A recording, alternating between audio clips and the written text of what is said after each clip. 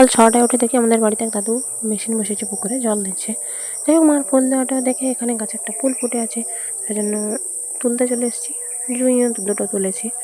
তো তারপর সেগুলো দেখে বিস্কিট খেয়ে নিলাম রে, মজ ঘুমিয়ে আছে, বই টই পড়ে ঘুগনি মুড়ি খেতে বসে পড়েছি। আর এদিকে মা তখন আনাজ কাটছে।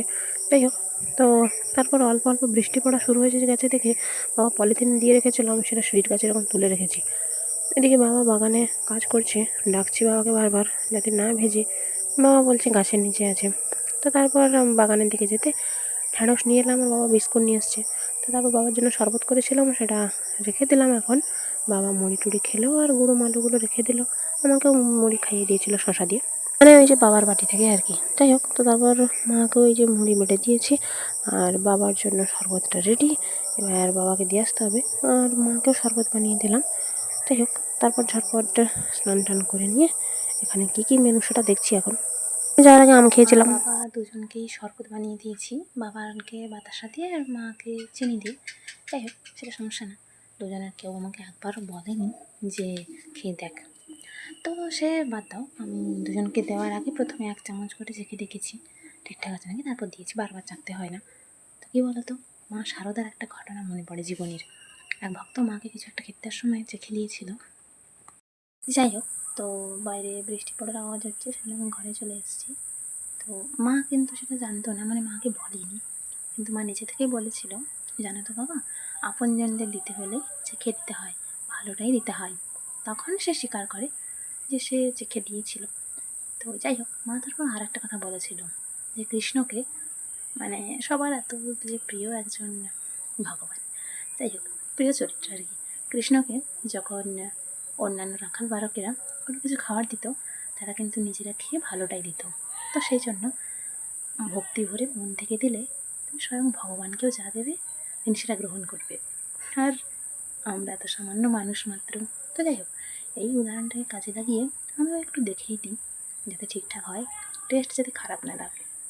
তারপর এই যে গল্প গুজব শেষে ঠাকুরকে ফুল টুক দিয়ে দিলাম। আর বাবা ওই যে একটা আম নিয়ে এসেছিলো, ঠাকুরকে বড়া ভাজা দিয়েছি। যাই হোক, বাবাও কিছু কিছু ফুল দিয়েছে। আর এখানে ঝটপট খেয়ে নিয়ে দেখি বৃষ্টি আরম্ভ হয়ে গেছে, বাবা জল দিল, পলিথিনটা আমি আর বাবা করে গুছিয়ে দিলাম।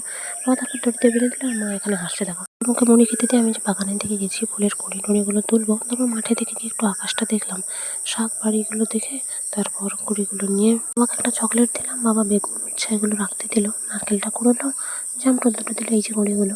জামরুল একটা আমি একটা মা খেয়েছে, তারপর বাকিগুলো রেখে দিয়েছি সন্ধ্যা দিয়ে। তারপর আবার মাঠের দিকে গেছিলাম, জানো তো, যদি চাঁদ দেখতে পাওয়া যায়, কিন্তু চাঁদের তো টিকিটিও দেখতে পাওয়া যায় না। এদিকে আকাশ পুরো লাল হয়ে আছে, দাঁড়িয়ে দাঁড়িয়ে আমি ওটাই দেখছি, ভিডিও করছি। একটা কথাই খালি ভাবছি যে এই যে যখন বিভিন্ন সময় আকাশে বিভিন্ন জিনিস দেখতে পাওয়া যায়, সেটা আমার চোখে কেন যে পড়ে না কে জানে বাবা, আমি দেখতেই পাই না। হয় আকাশ থেকে, মানে বাড়ি থেকে দেখা যায় না আকাশ সেরকম, আর নয়তো তার কোথায় ঢেকে থাকে বোঝা যায় না।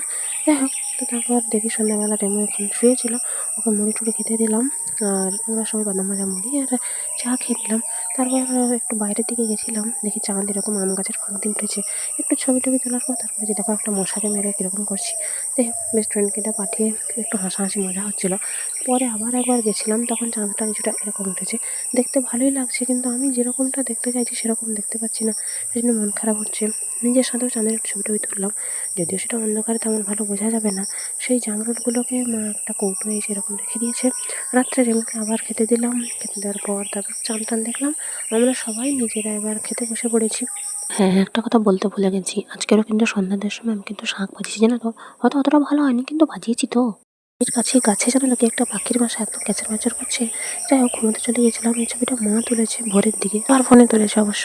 আমি ভাবছি আগের দিনের মতো ভোরে উঠলে ভালো হতো। যাই হোক, চলো টাটা।